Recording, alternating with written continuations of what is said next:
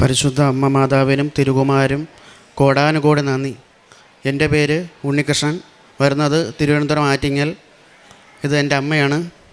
ഞാൻ ആദ്യമായി ഉടമ്പടി എടുത്തത് 2024 നവംബർ 12-ാം തീയതിയാണ്. എനിക്ക് മാതാവിൻ്റെ വളരെ വലിയ അനുഗ്രഹങ്ങളാണ് ആദ്യമേ മുതൽ തന്നെ ലഭിച്ചു തുടങ്ങിയത്. ഒരുപാട് അനുഗ്രഹങ്ങളുണ്ട്. ആദ്യമായിട്ട് എൻ്റെ ചേട്ടൻ ഇപ്പം ഇല്ല. ചേട്ടൻ്റെ ഒരു കാറുണ്ടായിരുന്നു.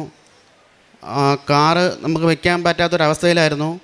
ഒരു 2-3 മാസത്തോളം കാലം ഫേസ്ബുക്കിലും OLXിലും അതിൻ്റെ പരസ്യങ്ങൾ ഇട്ടിട്ടുണ്ടായിരുന്നു. എന്നിട്ടിൽ 1-2 പേര് ആൾക്കാർ വിളിച്ചിട്ടുണ്ടായിരുന്നു. പക്ഷേ നമ്മൾ വേണ്ടത്ര വിചാരിച്ച എമൗണ്ടൊന്നും അതിൽ കിട്ടിയിട്ടുണ്ടായിരുന്നില്ല. കഴിഞ്ഞ മാസം ജനുവരി 8-ാം തീയതി കൃപാസനത്തിൽ വന്ന് അമ്മയുടെ മുമ്പിൽ പ്രാർത്ഥിച്ച് നിയോഗത്തിലും വച്ചിട്ടുണ്ടായിരുന്നു. അതിനുശേഷം വീട്ടിൽ പോയി ഉടമ്പടി ഉപ്പ് വിശ്വാസ പ്രമാണം ചൊല്ലി കാറിൽ 3 തവണയും ഇട്ടു. അതിനുശേഷം കൃത്യം പിറ്റേ ദിവസം തന്നെ മാതാവിൻ്റെ കൃപയാൽ ഒരാൾ വിളിച്ചു. നമ്മൾ ഉദ്ദേശിച്ചതിനെക്കാട്ടിയും വില തന്ന് നമ്മളെ അനുഗ്രഹിച്ചു. അതിന് എൻ്റെ പരിശുദ്ധ അമ്മയ്ക്ക് കോടാനുകോടി നന്ദി. രണ്ടാമത്തെ അനുഗ്രഹം, എൻ്റെ ചേട്ടൻ പോയതിനു ശേഷം അമ്മ ജോലിക്ക് പോകാൻ പറ്റിയില്ല. 45 ദിവസം കൊണ്ട് അമ്മ വീട്ടിലിരിക്കുകയായിരുന്നു. അങ്ങനെ അമ്മയുടെ ജോലി നഷ്ടമായി. അതിനുശേഷം കൃപാസനത്തൊന്ന് പ്രാർത്ഥിച്ചു. അമ്മയ്ക്ക് 3-ൻ്റെ അന്ന് തന്നെ അമ്മയ്ക്ക് 2 സ്ഥലങ്ങളിൽ ജോലി ലഭിക്കുകയുണ്ടായി. അത് പരിശുദ്ധ അമ്മ ദേവമാതാവിൻ്റെയും എൻ്റെ ഈശോ അപ്പൻ്റെയും ശക്തി കൊണ്ട് മാത്രമാണ്. അമ്മയുടെ വളരെ വലിയ കൃപ തന്നെ നമ്മുടെ കുടുംബത്തിന് ഉണ്ടായിട്ടുണ്ടായിരുന്നു. മൂന്നാമത്തെ അനുഗ്രഹം, വീട്ടിൽ നിരന്തരം ഇഴജന്തുക്കളുടെ ശല്യം ഉണ്ടായിരുന്നു. എല്ലാ ദിവസവും വീട്ടിൽ ഇഴജന്തുക്കളുടെ ശല്യം കൂടിക്കൂടി വരികയുണ്ടായിരുന്നു. പരിശുദ്ധ അമ്മയുടെ ഉടമ്പടി ഉപ്പ് വിശ്വാസ പ്രമാണം ചൊല്ലി വീടിന് ചുറ്റാകം ഇട്ടതിന് ശേഷം ഇപ്പോൾ കുറച്ച് പോലും ഇഴജന്തുക്കൾ പോലും വീട്ടിൽ വരുന്നില്ല. അത് അമ്മയുടെ മാത്രം കൃപ കൊണ്ടാണ്. എൻ്റെ അമ്മയ്ക്കും എൻ്റെ പരിശുദ്ധ അമ്മ മാതാവിനും തിരുകുമാരാനും കോടാനുകോടി നന്ദി. അമ്മയ്ക്ക് ഒരുപാട് അനുഗ്രഹങ്ങൾ കിട്ടിയിട്ടുണ്ടായിരുന്നു. അമ്മയ്ക്കും തിരുകുമാരനും കോടാനുകോടി നന്ദി. എത്ര പറഞ്ഞാലും നമുക്ക് മതിയാവില്ല. പരിശുദ്ധ അമ്മയ്ക്കും തിരുകുമാരനും കോടാനുകോടി നന്ദി. ഞാൻ ബസ് കാത്ത് നിന്നപ്പോൾ, ജോലിക്ക് പോവാൻ നിന്നപ്പോൾ എന്നെ ഒരാട്ടോയിൽ ഒരമ്മയും ഒരു മോനും കൂടെ ഉണ്ടായിരുന്നു. അമ്മ തോളിലിട്ടയക്കുന്നു മോനെ. ഞാൻ അങ്ങനെ എന്നെ ആട്ടോയിൽ കയറാൻ പറഞ്ഞ് ഞാൻ കയറി. അത് ഇവിടെ 25-ാം തീയതി റാലിയിലെ 3-ൻ്റെ അന്നാണ്. ഞാൻ കയറി. എന്നെ വഴിയിൽ കൊണ്ടുവന്ന് ഇറക്കി, ഒരു പള്ളിയിലെ നടയെ കൊണ്ടുവന്ന് ഇറക്കിയപ്പോൾ ഞാൻ ചോദിച്ച്, എന്നെ ഇവിടെ ഇറക്കണ എന്തിന്, എനിക്ക് എങ്ങും അറിഞ്ഞൂടാ. അപ്പോൾ പറഞ്ഞു, നീ ആരുടെയെങ്കിലും ചോദിര്. അപ്പോൾ ആ അമ്മ മോനെ തോളിൽ തന്നെ ഇട്ടേക്കണം, നൂത്തില്ല. അങ്ങനെ ഞാൻ എൻ്റെ പേൽസിൽ നിന്ന് 10 രൂപ 20 രൂപ എടുത്ത് ഞാൻ ആട്ടോക്കാരന് കൊടുത്ത് വാങ്ങിച്ചില്ല. ഞാനങ്ങനെ എന്ത് ചെയ്യുമെന്ന് പറഞ്ഞ് തിരിഞ്ഞ് നോക്കിയപ്പോൾ അവിടെ ഒരു പള്ളി. ആ പള്ളിയിൽ ഞാൻ കയറി ചെന്ന് അവിടെ തൂത്തൊക്കെ വാരിയിട്ട് ഞാൻ പറഞ്ഞു, എനിക്കിത്തി കുളിക്കണമെന്ന് പറഞ്ഞ് ഞാൻ കുളിച്ച്. എല്ലാം കാലത്താണ് കാണണം, വെള്ളിയാഴ്ച.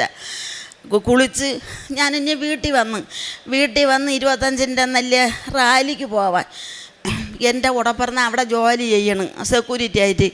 അങ്ങനെ ഒരു സാരി ആ മാനേജർ കൊടുത്തിട്ട് പറഞ്ഞ്, ഇത് നിൻ്റെ വീട്ടിൽ ഉടുക്കണവരൊക്കെ കൊണ്ടു എന്ന് പറഞ്ഞ് കൊണ്ടു തന്നു. ആ സാരിയാണ് എൻ്റെ അമ്മയുടെ സാരി, സിൽവർ കളർ സാരി. എനിക്ക് കൃപാസനത്തിൽ റാലിക്ക് പോവാൻ എനിക്ക് കൊടുത്തേച്ച സാരിയാണിത്. എൻ്റെ അമ്മയുടെ സാരി കണ്ട, നീല തിരീര സാരി എൻ്റെ അമ്മ കൊടുത്തേച്ച്. ഞാൻ ആ സാരി കൊടുത്തോണ്ട് റാലിക്ക് പോയി ഇനി വന്നപ്പോൾ എൻ്റെ കാല് വയ്യ. ഞാൻ പറഞ്ഞു, എൻ്റെ അമ്മേ, ഇങ്ങനെ എന്നെ പരീക്ഷിക്കല്ലേ, എനിക്ക് ആരുടെയും പറയാനൊക്കില്ല. നീ പള്ളിയിൽ പോകണമെന്ന് പറഞ്ഞുകൊണ്ട് എന്നെ എല്ലാവരും വഴക്ക്. ഞാൻ പറഞ്ഞു, എന്നെ ആര് പറഞ്ഞാലും എനിക്ക് എൻ്റെ അമ്മയും തിരുക്കുമാരനും മാത്രമുണ്ട്, എനിക്ക് ആരും വേണ്ട, ഇതാണ് എൻ്റെ ദൈവം എന്ന് ഞാൻ പറഞ്ഞു. എൻ്റെ കാല് വയ്യ, തിരിയാനും വയ്യ, ഭയങ്കര വേദനയായിരുന്നു. മാത്ര കൊണ്ട് ഞാൻ തിരിഞ്ഞു കിടന്ന്. എൻ്റെ വേദന എങ്ങോട്ട് പോയാൽ എന്തോ എനിക്ക് അറിയാൻ വയ്യ.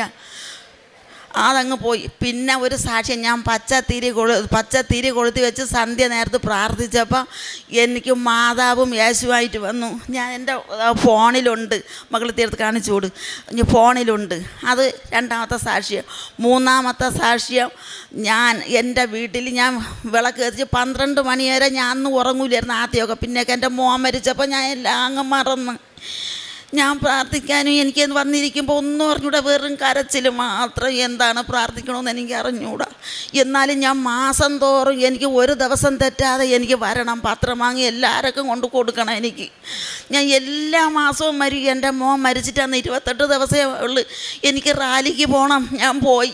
അപ്പോൾ എല്ലാവരും വഴക്ക് പറഞ്ഞ്, നിനക്ക് നിൻ്റെ മോനാ ഇതാ. എനിക്ക് എൻ്റെ ദൈവമാണ്, എനിക്ക് എൻ്റെ ദൈവമേ എനിക്ക് എപ്പോഴും കാണുള്ളൂ. മോൻ തിരിച്ചു വരില്ല. മോൻ പോയി. ഞാൻ മാസം തോറും ഞാൻ മുടങ്ങാതെ വന്ന് ഞാൻ എൻ്റെ അമ്മയെ കണ്ട് തിരുകുമാരനെയും കണ്ട് എൻ്റെ ഭാരങ്ങളെല്ലാം ഞാൻ എൻ്റെ അമ്മയുടെ അടുത്ത് ഞാൻ ഇറക്കി വച്ചിട്ട് ഞാൻ പോവും. ഞാൻ അങ്ങനെ പ്രാർത്ഥിച്ചുകൊണ്ടിരുന്ന് 12 മണി സമയം, 12 മണി കഴിയും. ഞാൻ എൻ്റെ മെഴുതിരിയുടെ ഒരു ചെറിയ മിന്നൽ പ്രകാശം കണക്ക് വന്നു. അപ്പം ഞാൻ വിചാരിച്ച് എൻ്റെ മോൻ ഫോൺ വച്ചേക്കുവാണെന്ന് അവിടെ ചാർജ് ചെയ്യാൻ. അത് വലിയ വെട്ടം, അങ്ങ് വലിയ വെട്ടമായി, അമ്പിളി അമ്മാവൻ്റെ വെട്ടമായി എൻ്റെ മേശപ്പുറത്ത്. ഞാൻ അപ്പോൾ അത്ഭുതിച്ച് കിടക്കണം. അത് അത്ഭുതം തന്നെ. ഞാൻ നോക്കിക്കണ്ട് കിടന്നപ്പോൾ അതിനകത്ത് സ്വർണ്ണ ചിത്രശലഭം വന്ന് വലിയ വെട്ടമായിട്ട് വന്ന് മാഞ്ഞു പോയി. അങ്ങനെ എനിക്ക് ഒരുപാട് അനുഗ്രഹം. നീ പേടിക്കണ്ട, നിനക്ക് എല്ലാം ദൈവം തരും, നിന്നെ എല്ലാ ആവശ്യവും ഞാൻ നടത്തി തരും. എൻ്റെ അമ്മ ദർശനത്തിൽ വന്ന് പറഞ്ഞ്, നീ പേടിക്കേ വേണ്ട എന്ന് പറഞ്ഞിട്ടുണ്ട്. നിന്നെ കാനായിലെ കല്യാണം പോലെ ഞാൻ ആക്കും നിന്നെ. എൻ്റെ അമ്മ പറഞ്ഞു. എൻ്റെ തിരുകുമാരനും എൻ്റെ അമ്മയ്ക്കും കോടി ഞാൻ ആദ്യമായിട്ടാണ് വഴി കെടുക്കണത്. എനിക്ക് അറിഞ്ഞൂടാ. എൻ്റെ അമ്മ എനിക്ക് മരിച്ചായിരുന്നു, എനിക്കൊരു ജോലിയില്ല. ഞാൻ പറഞ്ഞു, എൻ്റെ അമ്മയെ എൻ്റെ മോനും പോയി, എനിക്കൊരു ജോലിയില്ല. എൻ്റെ അമ്മ 45 കഴിഞ്ഞപ്പോഴത്തേക്ക് എൻ്റെ അമ്മ എനിക്ക് ഒരു ജോലിക്ക് 2 ജോലി എനിക്ക് തന്നു. അമ്മയ്ക്കും തിരുകുമാരനും കോടാനുകോടി നന്ദി. എൻ്റെ മരണം വരെ ഞാൻ നിത്യതയിലും ഞാൻ വിശുദ്ധിയിലും ഞാൻ ജീവിക്കും. പ്രതിഷ്ഠിത പ്രവർത്തനങ്ങൾ ഞാനും അമ്മയും പത്രം വായിച്ച് ബസ് സ്റ്റാൻഡിൽ എല്ലായിടത്തും കൊടുക്കുന്നുണ്ട്. ബസ് സ്റ്റാൻഡിലും എല്ലാ വീടുകളിലും കയറി കൃപാസന പത്രം വിശ്വാസ പ്രമാണം ചൊല്ലിയാണ് കൊടുക്കാറുള്ളത്. ഓരോ പത്രം എടുത്ത് നമ്മൾ അനുഭവങ്ങൾ പറഞ്ഞാണ് എല്ലാവർക്കും കൊടുക്കുന്നത്. അതുപോലെ തന്നെ കാരുണ്യ പ്രവർത്തനങ്ങൾ എല്ലാ മാസവും മുടങ്ങാതെ ചാരിറ്റി പ്രവർത്തനം ചെയ്യുന്നുണ്ട്. ചാരിറ്റിയിൽ ചെന്ന് അവർക്ക് ആവശ്യമുള്ള സാധനങ്ങൾ എല്ലാ മാസവും ഞങ്ങൾ മാതാവിൻ്റെ നാമത്തിൽ കൊടുക്കാറുണ്ട്.